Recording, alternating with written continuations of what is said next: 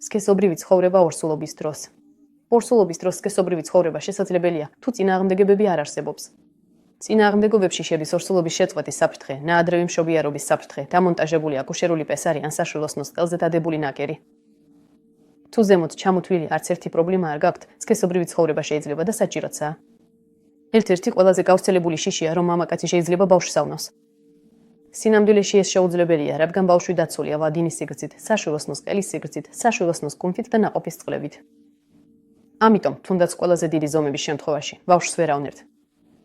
მეორე შიშია ის, რომ სიამოვნების პიკმა შეიძლება ნაადრევი მშობიარობა გამოიწვიოს. ესეც არასწორია, რადგან რომ შესაძლებელი ყოფილიყო ამ გზით მშობიარობის გამოწვევას, სამშობიაროებში უკვე დიდი ხანია მედიკამენტოზურ სტიმულაციას გააუქმებდნენ. ორსულობის დროს პოზა კომფორტული არ იქოს, ამიტომ უნდა მოსმინოთ, შეგრძნებებს ერჩიოთ, თქვენთვის მოსაქსერსებელი პოზა. თუ ქვედა მუცლის არეში გაჩნდა მკაჩავი ტკივილები, სექსუალური აქტივობა უმჯობესია შეწყვიტოთ. თუ ტკივილი დიდხანს არ გადის, აუცილებელია ექიმს მიმართოთ გასასინჯად.